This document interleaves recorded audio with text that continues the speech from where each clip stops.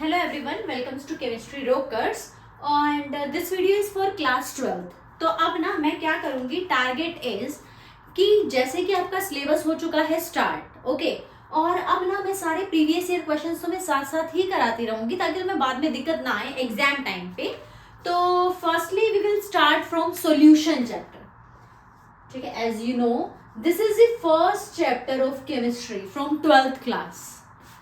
चलो अब सॉल्यूशन के आप सब लोगों ने मोस्टली इस चैप्टर को कर ही लिया होगा, बट अब आता है इसको क्वेश्चंस को सोल्व करना। Got it. चलो अब प्रीवियस ईयर क्वेश्चन में फर्स्ट क्वेश्चन इज कि what is the effect of temperature on solubility of glucose in water. ठीक है, देखो दिस इज वेरी सिंपल। अगर मैंने लिया बेटे ग्लूकोज, ठीक है, और इसको मैंने ऐड कर दिया वाटर के अंदर, यानी कि यहां पर क्या चलेगा, सोल्यूट इन लिक्विड वाला। अब सिंपली तुम इसको नॉर्मली भी लेके देख सकते हो। अगर तुमने शुगर ऐड कर दिया वाटर के अंदर और तुमने ना टेम्परेचर को कर दिया इंक्रीज, तो सोल्यूबिलिटी क्या होगी, इंक्रीज ही तो हो जाएगी ना। सपोज करो कि तुम एक बीकर में वाटर के साथ शुगर ऐड करो और दूसरे बीकर में वाटर के साथ शुगर ऐड करो प्लस उसको हीट भी दे दो, तो सोल्यूबिलिटी तो हीट वाले की ज्यादा होगी, है ना। तो क्वेश्चन था कि ग्लूकोज और वाटर मैंने ऐड किया है और क्या इफेक्ट पड़ेगा if I increase the temperature. So answer will be if you increase the temperature ना, तो सोल्यूबिलिटी भी क्या हो जाएगी, इंक्रीज। Got it. अच्छा, सेकंड क्वेश्चन है Ibrahim collected 10 millilitre each of fresh water and ocean water. ठीक है, सिंपली देखो, एक वाटर पी है और एक वाटर क्यू है। इसका जो फ्रीजिंग पॉइंट है ना वो है हमारा 0 डिग्री सेल्सियस और इसका फ्रीजिंग पॉइंट है -1.3 डिग्री सेल्सियस। बोल रहा है इसमें से सोल्टी वाटर कौन सा होगा। जैसे कि एक प्रॉपर्टी होगी, कौन सी, जो एक कोलिगेटिव प्रॉपर्टी होगी जिसका नेम है बेटे डिप्रेशन इन फ्रीजिंग पॉइंट, जिसका नेम क्या है, डिप्रेशन इन फ्रीजिंग पॉइंट। तो डिप्रेशन इन फ्रीजिंग पॉइंट होता है जब आप किसी भी सोलवेंट में, like if I take water as solvent, तो अगर आप इसमें ऐड करोगे सोल्ट, ठीक है, तो यहां पर क्या हो जाएगा, वाटर के फ्रीजिंग पॉइंट में डिप्रेशन हो जाएगा। Got it. अब ना दो तुम्हें दिए गए हैं, एक पी है और एक क्यू है, तो इसमें से बोल रहा है कि कौन सा फ्रेश वाटर है और कौन सा सोल्टी वाटर है। जैसा कि मैंने अभी बताया, डिप्रेशन इन फ्रीजिंग पॉइंट में क्या होगा, जो हमारा फ्रीजिंग पॉइंट है ना डिप्रेस हो जाएगा। सो क्यों ही तो एक ऐसा है ना जिसमें तुम्हें फ्रीजिंग पॉइंट कम लग रहा है, दैट मीन्स ये जो है वो क्या है, डिप्रेशन इन फ्रीजिंग पॉइंट। ठीक है, तो ये कौन सा वाटर हुआ हमारा, salty water. Got it. Third जो है what type of deviation from Raoult's law is expected when phenol and aniline are mixed. ठीक है, you know very well what is the structure of phenol. If I attach OH over benzene, this is the structure of phenol.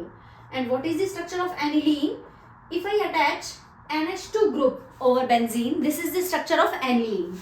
तो ना deviation से एक question 110% आएगा, जिसके लिए मैं तुम्हें बताती हूँ, तुम कैसे याद रखना, ध्यान से देखना इससे तुम लोग।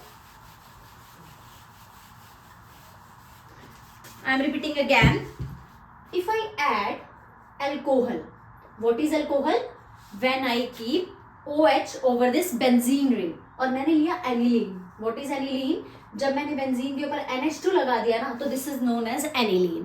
आपकी ना देखो दो सॉल्यूशन होगा, एक आइडियल सॉल्यूशन होगा बेटे और एक क्या होगा, नॉन आइडियल सॉल्यूशन।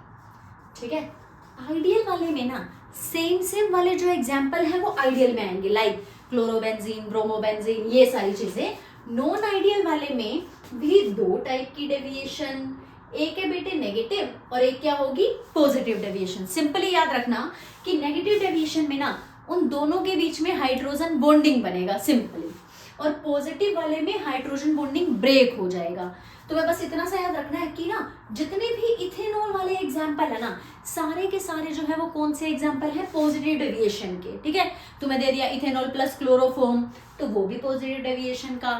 नेगेटिव होता है जब दो के बीच में हाइड्रोजन बॉन्डिंग फॉर्म हो, लाइक अगर मैं इन दोनों की बात करूं तो इनके बीच में क्या बनेगी, हाइड्रोजन बॉन्डिंग। हाइड्रोजन बॉन्डिंग कब बनती है, when hydrogen and attach with highly electronegative element. ठीक है, अब हाईली इलेक्ट्रोनेगेटिव एलिमेंट तुम्हें लर्न करना है फोन से, फ्लोरीन, ऑक्सीजन, नाइट्रोजन। तो यहाँ पर इन दोनों के बीच में बन जाएगी बेटे हाइड्रोजन बॉन्डिंग। तो ये कौन सी डेविएशन हुई? Negative deviation. ठीक है। और अगर आपसे एजियोट्रोप्स पूछ ले तो सिंपली इस तरीके से माइंड में रखना कि अगर दो मॉलिक्यूल्स के बीच का फोर्स ऑफ अट्रैक्शन ज्यादा है, फोर्स ऑफ अट्रैक्शन ज्यादा है तो क्या होगा, उसको ब्रेक करने में ज्यादा टाइम लगेगा ना, तो ये फॉर्म करेगा मैक्सिमम बॉइलिंग पॉइंट एजियोट्रोप्स। क्या फॉर्म करेगा? Maximum boiling point azeotropes. 110% इस पे क्वेश्चन आएगा, तो इस वाले टॉपिक को आप बिल्कुल अच्छे से करना। ठीक है, ओके। नेक्स्ट क्वेश्चन देखते हैं। अच्छा, एक ना बेटे न्यूमेरिकल आएगा तुम्हारा, जो हमारी 4 कोलिगेटिव प्रॉपर्टीज है ना उन पे 110% न्यूमेरिकल आएगा। वेंट्सो फैक्टर भी मैंने तुम्हें निकालना सिखाया है। 4 कोलिगेटिव प्रॉपर्टी कौन कौन सी है बताओ। सबसे पहला जो मेरा है वो मेरा है relative lowering of vapour pressure, P naught minus P divided by P naught is equals to i, जरूर लगाना है इसमें, i is equals to zeta B. ठीक है, पहली ये है। दूसरी कोलिगेटिव प्रॉपर्टी है delta T B is equals to T B minus T B naught is equals to i into K B into M. Third colligative property है बेटे T F naught minus T F is equals to i into K F into M. Fourth है osmotic pressure, जिसको represent करेंगे pi से, and which is ICRT। ठीक है, where i is van't Hoff factor, C है concentration, R है gas constant and T is temperature. तो इन चारों कोलिगेटिव प्रॉपर्टी में से ना इसमें से भी आपका 110% क्वेश्चन आएगा। देखो, 2 टॉपिक तो बिल्कुल ऐसे हैं कि उनमें से आएगा ही आएगा, एक तो डेविएशन वाला और एक इन फॉर्मूलाज में से ना कोई न्यूमेरिकल आ जाएगा तुम्हारे एग्जाम में। ठीक है, ओके। मैं तुम्हें एक न्यूमेरिकल बता भी देती हूँ इससे रिलेटेड। चलो देखो, अच्छा ये बोल रहा है कि ना वेपर प्रेशर है प्योर वाटर का। अब मैंने बताया था प्योर वाटर को बेटे आप लिखोगे पी नोट से, यानी कि इसका जो वेपर प्रेशर है ना वो है हमारा 28.30 mO ऑफ Hg। ठीक है, आपको सॉल्यूशन का वेपर प्रेशर फाइंड आउट करना है। सॉल्यूशन के वेपर प्रेशर को हम रिप्रेजेंट करते हैं ओनली P से, और बोल रहा है 1 मोल नॉन वोलेटाइल सोल्यूट, एक सोलवेंट था जो कि था वोलेटाइल। बताया था मैंने आपको volatile substance are those substance which can create vapour pressure. ठीक है, if I add non volatile solute in it ना, तो vapour pressure of solution will decrease. ठीक है, तो नॉन वोलेटाइल सोल्यूट ऐड किया है जिसका मोल्स है 1 मोल, यानी कि इसके नंबर ऑफ मोल्स गिवन है। अब NB से रिप्रेजेंट करती हूँ ना मैं सोल्यूट को, तो मैंने यहाँ पर लिख दिया NB is equals to 1 mole. अच्छा, आगे स्टेटमेंट पढ़ते हैं। बोल रहा है it is dissolved in 100 gram of water. ये कौन से वाटर में डिसोल्व हो जाएगा बेटे? 100 ग्राम ऑफ वाटर। जो मास गिवन होगा that is known as given mass. तो पहले आपको सारी गिवन चीजें लिख लेनी है, फिर आपको ये देखना है कि विच फॉर्मूला विल अप्लाई। यही वाला अप्लाई होगा ना इसमें। ठीक है, जहां पर ये है वेपर प्रेशर सोलवेंट का, ये है सॉल्यूशन का, ये भी सोलवेंट का है। आई की वैल्यू, अब देखो नॉन वोलेटाइल के ब्रैकेट में यहाँ पर लिखा हुआ है कि नॉन इलेक्ट्रोलाइट है। नॉन इलेक्ट्रोलाइट का मतलब है इट्स आई वैल्यू बिकम्स 1। ठीक है, अच्छा पी नोट आपको गिवन है 23.80 माइनस पी डिवाइडेड बाई 23.80। ठीक है, ये तो 1 है। आपको zeta B mole fraction direct तो नहीं दिया ना, तो इसका भी फॉर्मूला मैंने बताया था NB divided by NA plus NB। ठीक है, अब आपको सोल्व करना पड़ेगा इसे। NB की वैल्यू आपको गिवन है बेटे, NB इज 1 मोल। ठीक है, तो NB की जगह तो आप 1 मोल रख दोगे। अब NA तो you have to find out ना, तो number of moles solvent, A जो है वो सोलवेंट ही रिप्रेजेंट करेगा ना, जिसका मास होगा W of A divided by molar mass of A। तो इसका मास है बेटे 100, मोलर मास हो जाएगा 18, तो इट विल बी 5.55। तो आप यहाँ पर इजीली इसकी वैल्यू पुट करके और फाइंड आउट कर सकते हैं। NB कितना हो गया बेटे? 1 प्लस 5.55। तो यहाँ से जो आपका प्रेशर आएगा, अगर मैं कैलकुलेशन के बाद देखूं तो उसकी वैल्यू हमारी आएगी 23.37। ठीक है, कर लोगे आप ये वाला भी। कोई भी कोलिगेटिव प्रॉपर्टी है ना, मैं बार बार वही बता रही हूँ, कोलिगेटिव प्रॉपर्टी पे तो आएगा ही आएगा। अच्छा, अब जैसे 1 नंबर का क्वेश्चन है कि टेट्रामराइजेशन के दौरान आई की वैल्यू क्या होगी। टेट्रामराइजेशन होगा जब 4 से कितना बन जाएगा, 1 मॉलिक्यूल। तो आई जो है ना, आई हमारा क्या होगा, number of moles after dissociation divided by before. ठीक है, तो आफ्टर वाले बेटे 1 बन गए और बिफोर वाला कितना बन गया, 4। अगर डाइमर वर्ड यूज हो तो 2 से बनेंगे 1, ट्राइमर यूज हो तो 3 से कितने बनेंगे 1, टेट्रामर यूज हो तो कितने बनेंगे 4 से 1 बनेंगे। अब नेक्स्ट क्वेश्चन देखते हैं। अब जैसे देखो ये है, what type of deviation occurs when ethanol and acetones are mixed. अब मैंने बताया था इथेनॉल वाले जितने भी एग्जांपल्स हैं ना, वो सभी के सभी किस पे डिपेंड करते हैं, पॉजिटिव डेविएशन वाले हैं। ठीक है, पॉजिटिव डेविएशन वाले कौन सा एजियोट्रोपिक मिक्सचर फॉर्म करेंगे, मिनिमम बॉइलिंग पॉइंट वाला। मैंने बताया भी है आपको कैसे।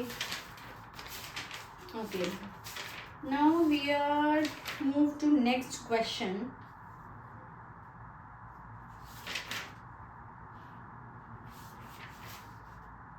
अच्छा, अब ये देखो लिख रहा है, एक सॉल्यूशन है जिसमें 25.6 ग्राम सल्फर है। क्या है, 25.6 ग्राम सल्फर, और ये डिजोल्व है 1000 ग्राम नेफ्थलीन में। मतलब जो ये सल्फर है, this is known as solute ना, क्योंकि ये तो डिजोल्व है।